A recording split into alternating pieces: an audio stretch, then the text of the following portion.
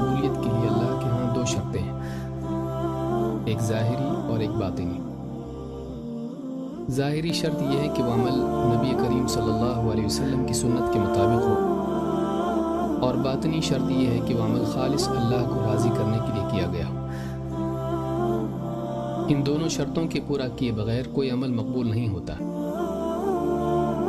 نماز اور حج جیسے اعمال چھپائے نہیں جا سکتے، ان اعمال میں مشغولیت ہی ان کا اظہار ہوتی ہے۔ لیکن روزے کا معاملہ الگ ہے۔ روزہ ایک ایسا عمل ہے جو بغیر بتائے معلوم نہیں ہوتا۔ روزہ اپنے مجاہدے اور قربانی کو چھپانے کی تربیت ہے۔ اللہ کی خاطر اپنی مرغوب چیزوں کو ترک کرنا اور پھر اس عمل کو ایسے چھپانا کہ کسی کو بھی خبر نہ ہو، مجاہدے اور اخلاص کو جمع کرنے کی اعلیٰ ترین صورت ہے۔ روزے کی اسی خصوصی شان کی بنیاد پر اللہ تعالیٰ نے روزے داروں کے لیے خصوصی اجر کا وعدہ کیا ہے۔ اللہ کے رسول صلی اللہ علیہ وسلم نے فرمایا، اللہ تعالیٰ کا فرمان ہے، روزہ میرے لیے ہے اور میں ہی اس کا بدلہ دوں گا۔ ایک روزہ دار میری خاطر اپنی شہوت، اپنا کھانا پینا چھوڑتا ہے۔ روزہ ایک ڈھال ہے۔ روزے دار کے لیے دو خوشیاں ہیں، ایک خوشی افطار کے وقت اور دوسری خوشی اس وقت جب وہ اپنے رب سے ملاقات کرے گا۔ اور روزے دار کے منہ کی بدبو اللہ کے نزدیک مشک کی خوشبو سے بھی زیادہ پاکیزہ ہے۔ یہ حدیث بخاری و مسلم میں ہے۔ ایک دوسری حدیث میں ہے کہ اللہ تعالیٰ کا فرمان ہے، ابن آدم کا ہر عمل اسی کے لیے ہے سوائے روزے کے، کیونکہ وہ میرے لیے ہے اور میں ہی اس کا بدلہ دوں گا۔ یہ حدیث صحیح مسلم میں ہے۔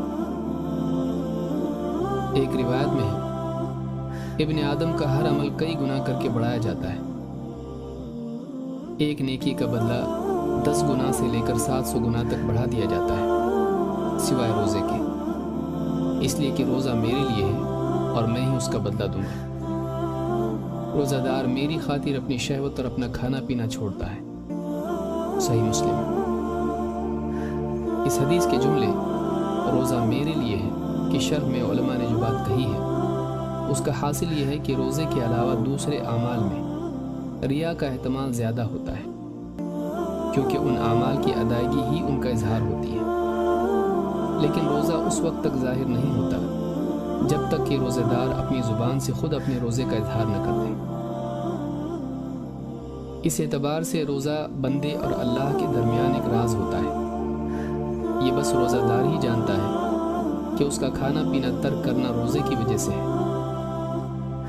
اگر وہ خود نہ بتائے تو اس کے روزے کی نیت کسی کو بھی معلوم نہیں ہو سکتی۔ روزے کی یہی مخلصانہ شان ہے جو اسے دوسرے اعمال سے الگ کرتی ہے، اور یہی وجہ ہے کہ اللہ تعالیٰ نے فرمایا کہ روزہ میرے لیے ہے اور میں ہی اس کا بدلہ دوں گا۔ حدیث کے الفاظ میں ہی اس کا بدلہ دوں گا کہ شرح میں امام قرطبی رحمہ اللہ فرماتے ہیں، دوسرے اعمال کے بارے میں ان کے ثواب کی مقدار بتا دی جا چکی ہے کہ ان کا اجر 10 گنا سے 700 گنا تک جتنا چاہے بڑھا کر دیا جائے گا۔ لیکن روزے کا معاملہ الگ ہے، اس کا ثواب اللہ تعالیٰ بے حساب عطا فرمائے گا۔ اس بات کی تائید خود قرآن کریم سے بھی ہوتی ہے۔ اللہ تعالیٰ نے فرمایا، انما یوفی الصابرون اجرہم بغیر حساب، صبر کرنے والوں کو ان کا اجر بے حساب دیا جائے گا۔ سورہ الزمر آیت نمبر 10۔ امام قرطبی فرماتے ہیں، بعض اہل علم سے یہ بھی منقول ہے کہ اس آیت میں صبر کرنے والوں سے مراد روزے دار ہیں۔ یہاں یہ بات بھی ملحوظ رکھنا ضروری ہے کہ اللہ تعالیٰ کا یہ فرمان کہ روزہ میرے لیے ہے اور میں ہی اس کا بدلہ دوں گا، نہ صرف روزہ اور روزے دار کی فضیلت ظاہر کرتا ہے، بلکہ اسی کے ساتھ وہ روزے دار سے اس بات کا بھی تقاضا کرتا ہے کہ وہ اپنا روزہ صرف اللہ کے لیے رکھے۔ اس میں دنیاوی فائدے اور لوگوں کی تعریف کی نیت کی بجائے خالص اللہ کی رضا اور آخرت میں ملنے والے اجر کو مطلوب و مقصود بنائے۔ حدیث میں روزے دار کے منہ کی بدبو کے متعلق کہا گیا کہ وہ اللہ کے نزدیک مشک سے زیادہ پاکیزہ اور عمدہ ہے۔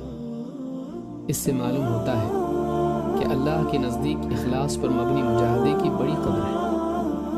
مجاہدہ جب اللہ کی خاطر ہو تو اس کے نتیجے میں پیدا ہونے والی بدبو بھی اللہ کے نزدیک قیمتی بلکہ مجھ سے زیادہ عمدہ اور پاکیزہ بن جاتی ہے۔ یہ اخلاص ہے جو ایک چھوٹے عمل کو بھی اعلیٰ اور ایک معمولی چیز کو بھی قیمتی بنا دیتا ہے۔ حدیث میں روزے کے بارے میں کہا گیا کہ وہ ایک ڈھال ہے۔ حقیقت یہ ہے کہ روزہ دنیا میں گناہوں سے اور آخرت میں جہنم سے ڈھال ہے۔ اللہ کے نبی صلی اللہ علیہ وسلم نے فرمایا، روزہ اللہ کے عذاب کے مقابلے میں ایک ڈھال ہے۔ دوسری حدیث میں فرمایا، روزہ ڈھال ہے اور جہنم سے بچاؤ کے لیے ایک مضبوط قلعہ ہے۔ اس حدیث کو امام احمد اور امام البیہقی نے شعب الایمان میں روایت کیا ہے۔ ایک حدیث میں ہے کہ روزہ ایک ڈھال ہے جس کے ذریعے بندہ اپنے آپ کو جہنم کی آگ سے بچاتا ہے۔ طبرانی۔ معلوم ہوا کہ روزہ ڈھال ہے، دنیا میں اپنے آپ کو گناہوں کے حملوں سے بچانے کے لیے اور آخرت میں جہنم کی آگ سے حفاظت کے لیے ڈھال اور ایک مضبوط قلعہ ہے۔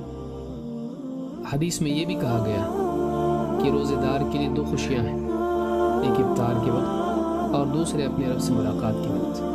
اس کا کیا مطلب ہے؟ دن بھر کی بھوک پیاس کے بعد روزہ دار جب افطار کرتا ہے تو افطار کی لذت اس کی مشقت کو راحت میں اور تکلیف کو خوشی میں تبدیل کر دیتی ہے، بلکہ کھانے پینے کی اس لذت کے ساتھ ساتھ روزے کی تکمیل پر اللہ کی طرف سے اجر و ثواب اور انعام کی امید اس خوشی میں اور بھی اضافہ کر دیتی ہے۔ لیکن اس سے بڑھ کر ایک خوشی اور ہے جو روزے دار کو آخرت میں نصیب ہوگی جب وہ اللہ سے ملاقات کرے گا، اپنے رحیم رب سے ملاقات اور اس کی طرف سے ملنے والے انعام کو پا کر اس کی خوشی کی انتہا نہ رہے گی۔